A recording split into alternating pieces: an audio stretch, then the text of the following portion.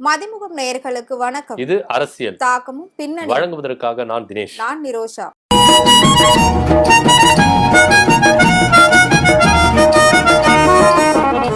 அப்புறம் நிரோஷா, இன்னைக்கு என்ன அரசியல்ல அரசியல்ல பல விஷயங்கள் நடந்துகிட்டு இருக்கு. இப்போ ரொம்ப ட்ரெண்டிங்கா போய்கிட்டு இருக்கிறது ஒன்று சீமானோட பேச்சுகள் இருக்கும், இல்லைன்னா தமிழக வெற்றி கழகத்துல நடக்கக்கூடிய விஷயங்கள்.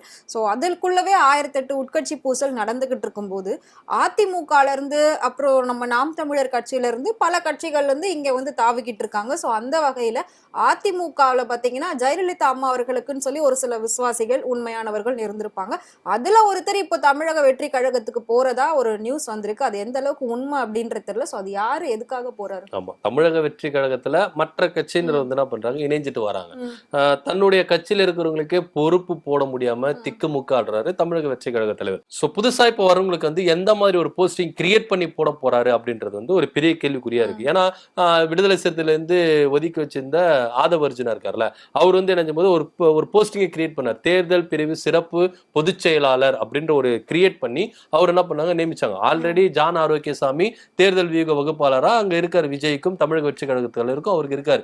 மாநாட்டில் அவர் எழுதி கொடுத்த வீர வசனங்களையும் பரந்தூர்ல எழுதி கொடுத்த வீர வசனங்களையும் தான் அவர் என்ன பண்ணாரு, பேசினார். சோ இப்ப புதுசா பாத்தீங்கன்னா ஆதவ அர்ஜுனாவும் இப்ப இணைஞ்சிருக்காரு. அவருக்குன்னு தனியா கிரியேட் பண்ணி தான் தேர்தல் பிரிவு சிறப்பு பொதுச் செயலாளர் அப்படின்ற மாதிரி கொடுத்திருக்காங்க. இவர் ஜான் ஆரோக்கியசாமி கூட சேர்ந்து என்ன பண்ணுவாரு, ஆதவ அர்ஜுனா பயணிப்பாரு அப்படின்னு. அதுக்கப்புறம் பாத்தீங்கன்னா அதிமுக ஐடி விங்ல இருந்து நிர்மல்குமார் என்ன பண்ணாரு, தமிழக வெற்றி கழகத்துல போய் சேர்ந்தாரு.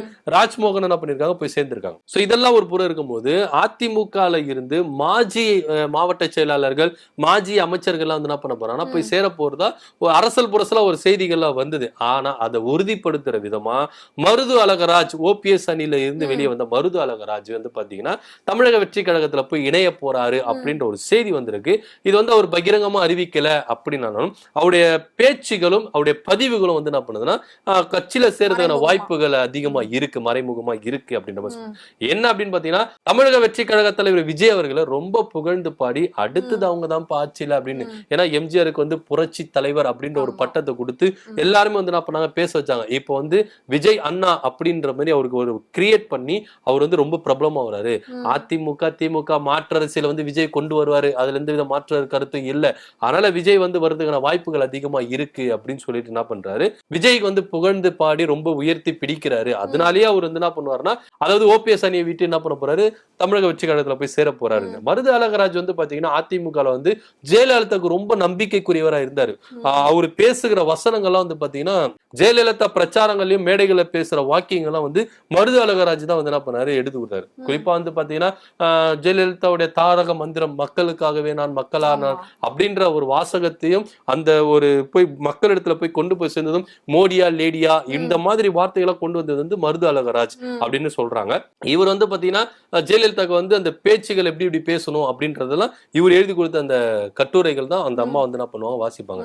ஜெயலலிதா மறைவுக்கு பிறகு சசிகலாவுக்கும் என்ன பண்ணாங்கன்னா இவர் தான் என்ன பண்ணாரு, உறுதுணையா இருந்து அந்த வாக்கியங்கள் அறிக்கைகள்லாம் இவர் தான் ரெடி பண்ணி கொடுப்பாரு அப்படின்ற மாதிரி சொன்னார். அதுக்கப்புறம் சசிகலா விட்டு பிரிஞ்ச பிறகு ஓபிஎஸ் இபிஎஸ் வரும்போது இபிஎஸ் எதிர்த்துட்டு ஓபிஎஸ் பக்கம் அவர் என்ன பண்ணாரு, உறுதுணையாவே இருந்தாரு.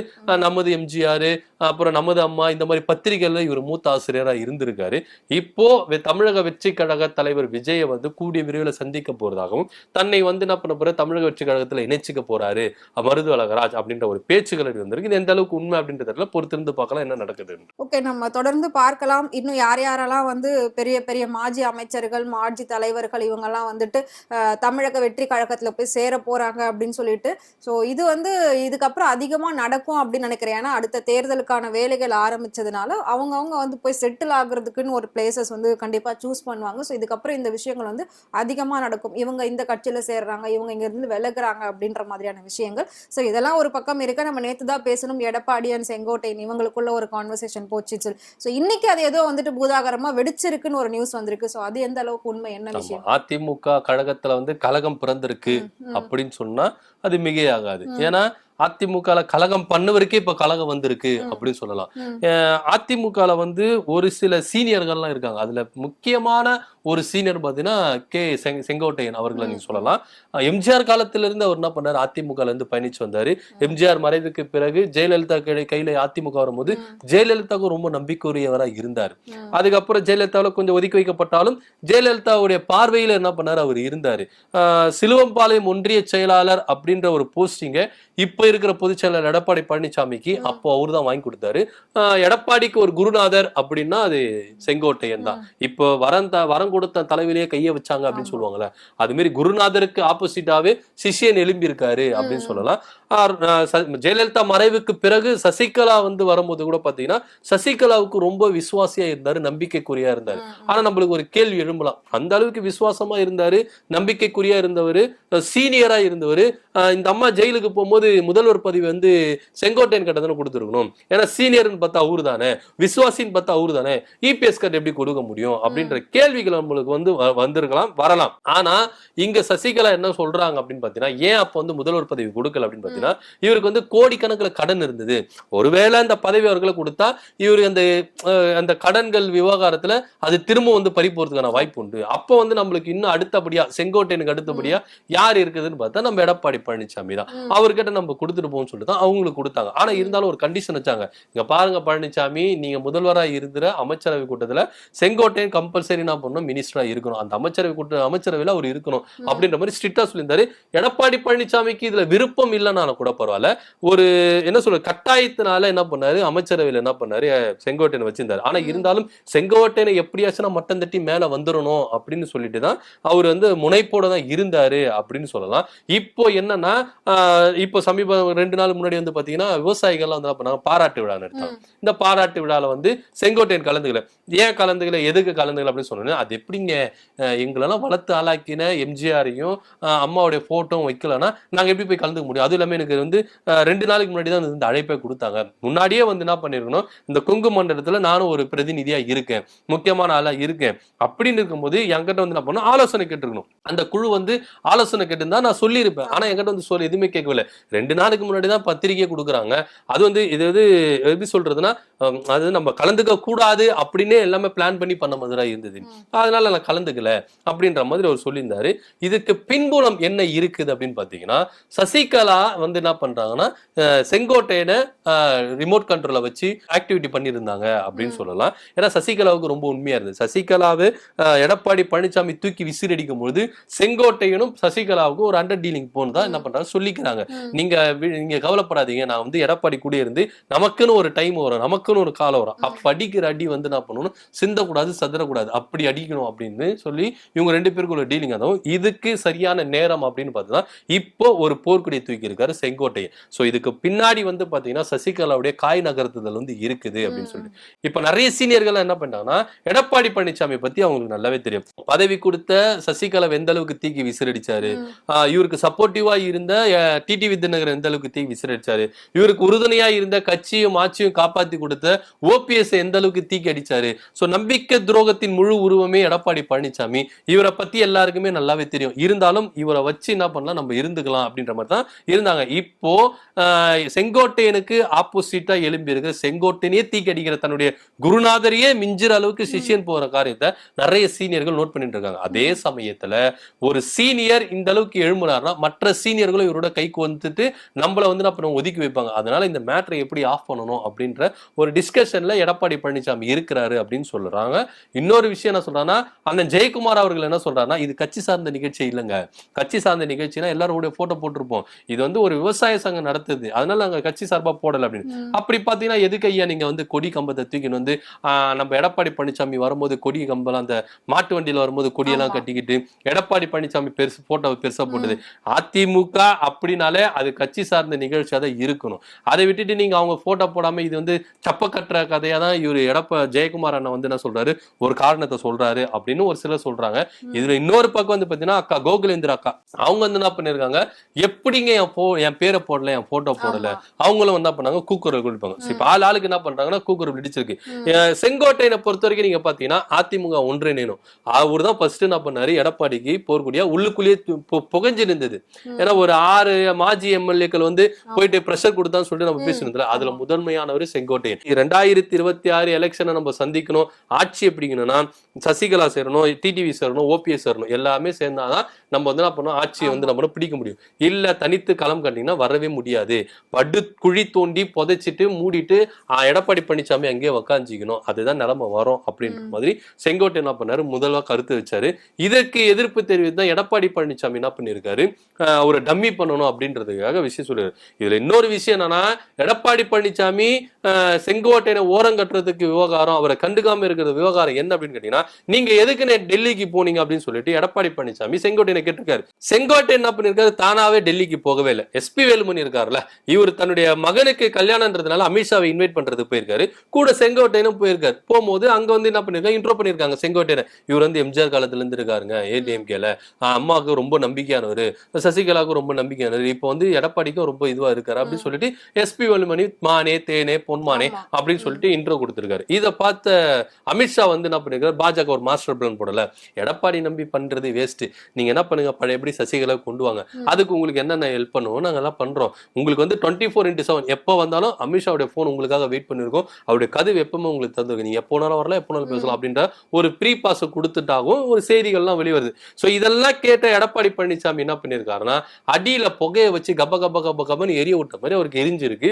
அது எப்படி நீங்க போயிட்டு அமித்ஷாவை சந்திக்கலாம், நானே சந்திக்கல, நீங்க எப்படி போய் சந்திக்கலாம், ஒருவேளை எங்களுக்கு குழி தோன்றதுக்காக நீங்க தனியா பிளான் போடுறீங்களோ சசிகலாமா கூட சேர்ந்துக்கிட்டு அப்படின்ற மாதிரி புகஞ்சிருக்கு. இதனாலே ரெண்டு பேருக்கு முற்று முதலா இருந்ததுனால எடப்பாடி பழனிசாமி செங்கோட்டையனை வந்து ஓரம் கட்டுறதுக்கான வாய்ப்புகள் இது அப்படின்னு சொல்லியிருக்காங்க. ஆனா செங்கோட்டையன் செம்மையா சூப்பரா காய நகர்த்தி என்ன பண்றாரு, எந்த இடத்துல எப்படி அடிச்சா எடப்பாடி விழுவாரோ அப்படி அடிச்சுட்டு இருக்காரு. இப்ப இதுல இன்னும் நிறைய சீனியர்கள், மாவட்ட செயலாளர்கள், அமைச்சர்கள்லாம் செங்கோட்டையனுக்கு ஆதரவா வருதா பேச்சுகள் இருக்கு. சோ கூடிய விரைவில் எடப்பாடி பழனிசாமி டீமும் ரெண்டா பிரிய போகுது, அதுல எந்த வித மாற்று கருத்து இல்லை. ஏன்னா செங்கோட்டையனுக்கு ஆதரவா நிறைய முன்னாள் அமைச்சர்கள், முன்னாள் மாவட்ட செயலாளர்கள், இன்னாள் மாவட்ட செயலாளர்கள், சீனியர்கள் எல்லாருமே அவர் கூட கை கோர்றதுக்கு ரெடியா இருக்காங்க. எடப்பாடி பழனிசாமி இதுக்கப்புறம் நம்மனா வேலைக்கு ஆகாது அப்படின்றதுல ஒரு முனைப்புல இருக்காங்க. பொறுத்திருந்து பார்க்கலாம் என்ன நடக்குது அப்படின்றது. ஸோ அதாவது ஆட்டம் கண்டு இருக்கக்கூடிய அதிமுக எழுந்து நிக்க போகுதா இல்லாட்டி வீழ்ச்சி அடைய போகுதா, முக்கியமா வந்து எடப்பாடி அதை எங்க தூக்கி நிறுத்த போறாரு ஸ்ட்ராங்கா அப்படின்றது நாம வந்து இன்னும் கொஞ்ச நாள்ல தெரிஞ்சிடும் அப்படின்னு நினைக்கிறேன். ஏன்னா எல்லாமே வந்து இதுக்கப்புறம் கலைய ஆரம்பிச்சிடும் தேர்தல் களத்தை ஒட்டி. ஸோ அதனால அவர் வந்து எந்த அளவுக்கு எங்க நிக்க போறாரு ஸ்ட்ராங்கா, அதிமுக கூடி எந்த இடத்துல வந்து ஸ்ட்ராங்கா நட்டு வைக்க போறாரு அப்படின்றதையும் நம்ம பார்க்கலாம். ஸோ சீமான் பேச்சுகள் நம்ம ஆல்ரெடி நிறைய பேசிட்டோம். முக்கியமா வந்து பெரியாரை இழிவுபடுத்தின விஷயம் நம்ம நிறைய பேசியிருக்கோம். மக்களும் அதை வந்து நிறைய பார்த்துருக்காங்க, அவங்களுமே அதை கேள்விப்பட்டிருக்காங்க. ஸோ அரசியல்ல இது ஒரு பெரிய புரட்சியா வந்து போய்கிட்டே இருந்தது. அவர் பேசின அந்த பேச்சுகள் ரொம்ப சர்ச்சையா வந்து மாறிக்கிட்டே இருந்தது. பல தரப்புல இருந்து கண்டனங்கள் எழுந்துட்டே இருந்தது. ஆனாலும் என்ன நடந்தாலும் நான் அடங்க மாட்டேன் அப்படின்ற மாதிரி சீமான் இப்ப என்ன சொல்லியிருக்காருன்னா, யாரெல்லாம் பெரியார் வந்து ஃபாலோ பண்றீங்களோ, யாருக்கெல்லாம் பெரியார் முக்கியம் நினைக்கிறீங்களோ அவங்க எல்லாம் என் கூட இருக்கவே கூடாது, நீங்க போங்க, நான் இப்படிதான் அப்படின்னு இப்ப வரைக்கும் பிடிச்ச பிடிவாதத்திலே இருக்காராம். சோ அது என்ன உண்மை? பெரியாரை தொட்டு கெட்டு போனவர்களில் இப்ப இருக்கிற ஜெனரேஷன் பார்த்து கொண்டிருக்குதுன்னா அது சீமான் அவர்கள் தான். பெரியாரை தொட்டவர்களா எந்த மூளைக்கு போய் சிதறடிக்கப்பட்டார்கள் அப்படின்றது வரலாறுகள் பேசும். அந்த வகையில வந்து பாத்தீங்கன்னா சீமானும் தன்னுடைய வரலாறை வந்து என்ன பண்றாரு, பதிவு வச்சிருக்காரு. பெரியாரை எதிர்த்துட்டு நானும் என்ன பண்ணிருக்கேன், ஓரங்கட்டப்பட்டிருக்க அந்த வரலாறுல இவர் என்ன பண்றாரு, இடம் பிடிக்கிறாரு அப்படின்னு சொன்னா. நடந்து முடிஞ்ச இடைத்தேர்தல் நம்மளுக்கு எல்லாருக்குமே தெரியும். சீமான் அண்ணன் எந்த திசையில எப்படி அடி வாங்கினாருன்றது நம்மளுக்கு எல்லாருக்குமே தெரியும். இதுல இன்னொரு விஷயம் என்ன சொல்றாங்கன்னா, சீமான் அண்ணன் கட்சியிலோட வேட்பாளர்கள் வந்து டெபாசிட் தொகை வந்து அவங்க தான் கட்டணும். சீமான் அண்ணன் கட்ட மாட்டாரு. ஏன்னா டெபாசிட் கூட வாங்க மாட்டோம்னு தெரிஞ்சுதான் டெபாசிட் தொகை வந்து அவங்களை கட்ட சொல்லியிருக்காரு. இவரு கட்டல. ஏன்னா போற கம்மி பணமா இருந்தாலும் என் அக்கௌண்ட்ல இருந்து மைனஸ் ஆகக்கூடாது, பிளஸ்ஸா தான் இருக்கணும், உங்க அக்கௌண்ட்ல தான் மைனஸ் பண்ணிக்கலாம் அப்படின்னு சொல்லிதான் இந்த தேர்தலையும் வந்து என்ன பண்ணிருக்காரு, டெபாசிட் வந்து சீதாலட்சுமி கட்ட சொல்லியிருக்காங்க. இப்போ உள்ளதும் போச்சு நல்ல கண்ணு அப்படின்ற மாதிரி டெபாசிட் என்ன பண்ணிருக்கு, இழந்துட்டாங்க. இதெல்லாம் ஒரு புறம் இருக்கும்போது இவர் என்ன சொல்லுங்க, நாங்க வளர்ந்துட்டு வரோம், தனியா நின்று 24,000 ஓட்டு வாங்க. இந்த 24,000 ஓட்டு உங்களுக்கு உங்க ஓட்டு மட்டும் இல்ல, பாஜக நின்று இருந்தாருன்னா உங்களுடைய கதி என்ன அப்படின்னு எல்லாருக்குமே தெரிஞ்சிருக்கும். பாஜகவுடைய ஓட்டு தான் உங்களுக்கு வந்திருக்கு. ஏன்னா அதிமுக ஓட்டு கூட சீமானுக்கு போல, திமுக தான் போயிருக்கு. ஏன்னா பெரியாரை நீங்க எதிர்த்துட்டீங்க, அதனால நாங்க வந்து எங்க எதிரியாளியா இருந்தாலும் பரவாயில்ல, எங்க கொள்கையில நாங்க ரெண்டு பேரும் ஒன்னா இருக்கோம், ஆனா நாங்க அவருக்கு தான் ஓட்டு போடும் சொல்லிட்டு திமுக தான் ஓட்டு போட்டிருக்காங்க. சோ இந்த லட்சணத்துல இருக்கிற சீமான் அவர்கள் இன்னமும் அடங்காம இதுக்கப்புறம் உப்பு தின்னவன் தண்ணி குடிச்சுதான் ஆகணும், அது போல தப்பு செஞ்சவன் மனம் திருந்துதான் ஆகணும். சரி இவர் மனம் திரும்பிடுவாரு, ஈரோடு கிழக்கு இடைத்தேர்தல இவருக்கு வந்து சரியான ஒரு அடி, அதுக்கப்புறம் வச்சுனா பெரியாரை பத்தி பேச மாட்டாரு அப்படின்னு நிறைய பேர் கணக்கு போட்டிருந்தாலும் அவங்க கணக்குல வந்து மண்ணவாரி போட்டவர் தான் சீமான் அவர்கள். என்ன சொல்லியிருக்காருன்னா, உலகமே ஏத்துக்கிட்டாலும், ஏன் என் தலைவர் பிரபாகரனை ஏத்துக்கிட்டாலும் நான் ஏத்துக்க மாட்டேன், நான் எதிர்ப்பேன், நான் இப்படிதான் அப்படின்ற மாதிரி என்ன பண்ணிருக்காரு, ரொம்ப திமுறா கூட பேசியிருக்காருன்னு வச்சுக்கோங்களேன். இது தவிர்த்துட்டு இன்னொரு விஷயம் சொல்லியிருக்காரு, என் கூட இருக்கிறவனா இரு, பெரியாரை எதிர்த்துட்டு என் கூட இருக்கிறதா இரு, பெரியார் வேணுமா இப்பவே மூட்டை முடிச்சோன்னா பிடிச்சி கிளம்பு அப்படின்னு சொல்லியிருக்காரு. ஆல்ரெடி அண்ணனோட பர்மிஷன் இல்லாமயே நிறைய பேர் என்ன பண்ணாங்க, கிளம்பிட்டாங்க, மூட்டை முடிச்செல்லாம் எடுத்துட்டு கிளம்பிட்டாங்க. இப்ப அண்ணனே என்ன பண்ணிருக்காரு, பர்மிஷன் கொடுத்திருக்காரு, வெளியே போயிருங்கடா அப்படின்னு. இதுதான் தம்பிகள் வந்து இப்பவே உஷாராயிட்டு என்ன பண்ணணும், வெளியே வந்துடணும் கூடாரத்தை காலி பண்ணிட்டு. இதுக்கப்புறமும் நீங்க அண்ணன் கூட இருந்தீங்கன்னா சிக்கி சின்னாபனமா ஆவீங்க அப்படின்றதான் அறைக்கூவல் கொடுத்திருக்காரு அண்ணன். நான் வந்து முழுக்க முழுக்க ஆர்எஸ்எஸ் ஓட பாஜகவுடைய சித்தாந்தத்தை ஏத்துக்கிட்டேன், ஆனாலும் என் கூட இருக்கிறதா நீங்க இந்த போர்வையெல்லாம் நீங்க போத்திக்கணும், அதனால இருக்கிறதா இருங்கப்பா, காவியை நீங்க ஏத்துக்கணும்பா அப்படின்ற மாதிரி ஓப்பனாவே சொல்லியிருக்காரு. இப்ப தம்பிகள் என்ன முடிவு எடுக்க போறாங்க அப்படின்றதான் பெரிய ஒரு கொஸ்டினா இருக்கு. இதுல இன்னொன்னா அண்ணாமலை என்ன சொன்னார்னா, பெரியார திட்டு சீமானன் வந்து ஓகே தான், ஆனா கொஞ்சம் ஓவரா திட்டாரோ அப்படின்ற மாதிரி ஒரு கருத்தை முன் வச்சிருந்தார். இப்ப அந்த கருத்தை என்ன பண்ற சொல்லியிருக்காரு சீமான் அவர்கள் அப்படின்னா, அண்ணாமலைக்கே பதிலடி கொடுத்திருக்காரு. இது வந்து சும்மா ட்ரெய்லர் தாங்க, இன்னும் இருக்கு நிறைய பெரியார பத்தி திட்டுறது, பொறுத்து இருந்து பாருங்க. நீங்க பெரியார ட்ரெய்லருக்கு திட்டு இந்த அளவுக்கு அடி வாங்கிருக்கீங்க, இன்னும் நீங்க வந்து பயங்கரமா திட்டீங்கன்னா உங்க கட்சியே காணாம போயிடும். நீங்க மட்டும், நீங்க உங்க ஒய்ஃப் உங்க பசங்க மட்டும் தான் போய் நாம் தமிழ் கட்சியா ஓட்டு போட முடியும், வேற யாரும் ஓட்டு போட முடியாது அப்படின்றத நம்ம பதிவு பண்ணிக்கலாம். பொறுத்து இருந்து பார்க்கலாம் அண்ணனுடைய சீமானுடைய முடிவுகள் என்னென்ன விளைவுகளை ஏற்படுத்த போகுது அப்படின்றத. கண்டிப்பா அவர் வந்து பேசிட்டே இருக்கணும், இல்ல மனம் திருந்தணும்னு கூட அவசியம் இல்லை. கொஞ்ச நாள் எதுவும் பேசாம சைலண்டா இருந்தாலே போதும், அந்த நிலைமைக்கு தான் இப்ப வந்து அவரை எல்லாரும் சொல்லிக்கிட்டு இருக்காங்க. ஆனாலும் அவர் வந்து யார் பேச்சும் கேட்காம நான் இப்படிதான் வந்து பண்ணுவேன், இப்படி பண்ணி தான் நாம் தமிழர் கட்சியை வந்து நான் தமிழர் கட்சியா மாத்துவேன் அப்படின்ற மாதிரி அவர் வந்து கங்கணம் காட்டி அலைஞ்சிட்டு இருக்காரு அப்படின்னு சொல்லலாம்.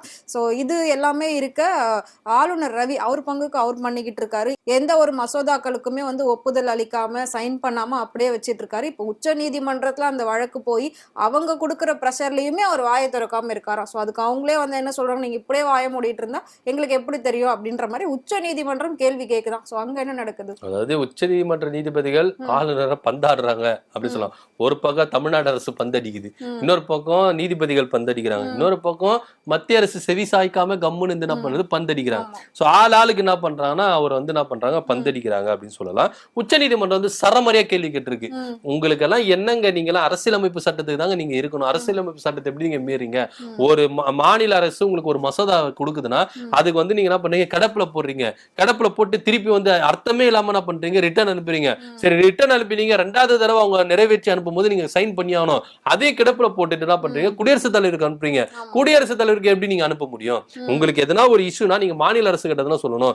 ஆளுநர் என்ன நினைக்கிறாருன்னு வெளிப்படையா சொல்லாம மாநில அரசுக்கு எப்படிங்க புரியும்? இப்ப நீங்க என்ன நினைக்கிறீங்க அப்படின்னு சொல்லிட்டு என்னால இப்படி நீங்க சொல்லாம எப்படி நான் தெரிஞ்சுக்க முடியும்? நீங்க சொன்னாதான் உங்க மனநிலைமை எப்படின்னு சொல்லிட்டு நான் தெரிஞ்சுக்க முடியும். அதே மாதிரி ஆளுநர் இந்த மசோதால என்ன மிஸ்டேக் என்ன குறை அப்படின்றத மாநில அரசு கிட்ட வந்து எடுத்து சொல்லணும். சொல்லாமையே நீங்க என்ன பண்ணுங்க, கிடப்புல போட்டுறீங்க, ரிஜெக்ட் பண்றீங்க, என்னதான் நினைச்சிட்டு இருக்கீங்க உங்க மனசுல அப்படின்ற மாதிரி சரமறைய கேள்வி கேட்டிருக்காங்க.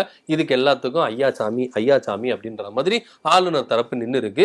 இருந்தாலும் ஆளுநருக்கு வந்து ஒரு சில விஷயங்களை சொல்லியிருக்காங்க, எங்களுக்குன்னு கொஞ்சம் இதுவெல்லாம் இருக்குதுங்க, அதனாலதான் நான் ரிட்டர்ன் அனுப்புறோம். சரி ஓகே, உங்களுக்கு ஒரு இது விஷயம் இருக்குது அதனால ரிட்டர்ன் அனுப்புறீங்க, எதுக்கு அனுப்புறீங்க, ஏன் அனுப்புறீங்க, அதை அண்டர்லைன் பண்ணி அனுப்ப வேண்டியதானே, காரணத்தை அண்டர்லைன் பண்ணி அனுப்புனானே, அனுப்ப வேண்டியதானே. அனுப்பாம அவங்க சிறப்பு சட்டசபையை கூட்டி திருப்பி அதை மசோதா நிறைவேற்றி அனுப்பும் போது அரசியலமைப்பு என்ன சொல்லுதுன்னா, ஒரு முறை வந்து ஆளுநருக்கு அனுப்பி திருப்பி வந்து அந்த சட்டத்தை நிறைவேற்றினாங்கன்னா ஆளுநர் எதுவுமே சொல்லக்கூடாது, சைன் போட்டு மட்டும் தான் அனுப்பணும், அது மட்டும் தான் ஆளுநர் வேலை. ஆனா நீங்க என்ன பண்றீங்க, கிடப்பிலே போட்டுறீங்க. கிடப்புல போட்டது மட்டும் இல்லாம பல மாதங்கள் கழித்து அது குடியரசுத் தலைவருக்கு எப்படி அனுப்ப முடியும்? இது அரசியல் சட்டத்துல எந்த இடத்துல இருக்கு அப்படின்ற மாதிரி கிடுக்கு புடி கேள்வி கேட்டிருக்காங்க. ஆளுநர் முதல்ல தன்னிச்சையெல்லாம் செயல்படக்கூடாது, அவருக்கு விருப்பம் இருக்கக்கூடாது, அரசியலமைப்பு சட்டத்துக்கு உட்பட்டு தான் நடக்கணும். ஆர்டிகல் 200 அவரு மீறினார்னா கடுமையான சட்டங்கள் அவர் மேல பாயும். முதல்ல தமிழ்நாடு அரசுக்கு கீழே தான் ஆளுநர் இருக்கணும், ஆளுநர் தன்னிச்சையெல்லாம் முடிவெடுக்க கூடாது அப்படின்ற மாதிரி கேள்விகளும் என்ன பண்ணிருக்காங்க நீதிபதிகள் காட்டமா வச்சிருக்காங்க. ஆனா இருந்தாலும் இந்த வழக்குக்கு தீர்ப்பு கொடுக்காம ஒத்தி வச்சிருக்காங்க. இப்ப ஆளுநருக்கு என்ன விஷயம் அப்படின்னு பாத்தீங்கன்னா, ஒரு பக்கம் தமிழ்நாடு அரசு பிரஷர் கொடுக்குது ஆளுநருக்கு எப்படியாச்சுன்னா மசோதா இது பண்ணு, ஆனா ஆளுநர் என்ன பண்றாரு, பரப்பா நிக்கிறாரு, நான் இப்படிதான் அப்படின்னு. ஒரு பக்கம் நீதிபதிகள் கண்டனங்கள் தெரிவிச்சுறாங்க, ஒரு பக்கம் மத்திய அரசுல எப்பா என்ன மாத்தி தொலைங்கப்பா, பதவி காலம் முடிஞ்ச நான் இங்க நீடிக்கிறேன், யாருன்னா ஒருத்தர் அனுப்பிவிடுங்க, ஏன்னா நான் கெத்தா பேசிட்டேன், இவங்களுக்கு ஆப்போசிட்டாவே இருந்துட்டேன், இப்ப நான் அடிப்பணிஞ்செல்லாம் போக முடியாது, என்ன நீங்க மாத்தி விடுறீங்களா எப்படி அப்படின்னு சொல்லிட்டு இப்ப என்ன பண்றாரா, அப்படியே ஸ்டிப் பண்ணிக்கிறாரா. மத்திய அரசு செவி கொடுத்த மாதிரி இல்ல, நீ இரு அங்க சின்ன பின்னமாயி வா அப்படின்ற மாதிரி அவங்க என்ன பண்றாங்க, யாரையும் மாத்துற மாதிரி ஐடியால இல்ல. இன்னொரு பக்கம் நீதிபதிகள் கண்டனங்கள் மேல் கண்டனம் தெரிவிச்சிருக்காங்க. இங்க இருந்து ரிப்ளைவும் இல்ல. இன்னொரு பக்கம் திமுக அரசு என்ன பண்ணுது, பிரஷர் கொடுத்துட்டே இருக்கு.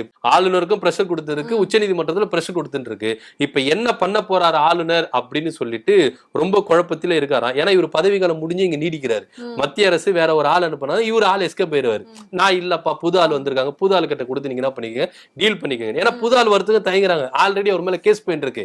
இப்ப நான் வந்து எல்லாத்தையும் நான் பழி ஏத்துன மாதிரி இருக்கும். அவர் முதல்ல கிளியர் பண்ணி அனுப்புங்க, அதுக்கப்புறம் நான் உள்ள வரேன் அப்படின்ற மாதிரி நிறைய ஆளுநர்கள் சொல்லிட்டு இருக்காங்களாம். சோ இதனால மத்திய அரசு என்ன பண்ணுது, செவி சாய்க்காம இருக்கு. என்ன பண்ண போறாரு ஆளுநர் அப்படின்றதுதான் இப்ப ஃபைனல் ஸ்டேஜ்ல வந்து நிக்குது. இப்ப ஆளுநர் இந்த தரப்புல சொல்லணும், இல்ல மசோதாக்கு சைன் போட்டு அனுப்பணும், 12 மசோதாக்கு சைன் போட்டு அனுப்பணும். இல்லையா நீங்க இப்படிதான் இருப்பீங்கன்னா அதிரடியா தீர்ப்பு வழங்குறதுக்கு உச்சநீதிமன்றம் ரெடியா இருக்கு.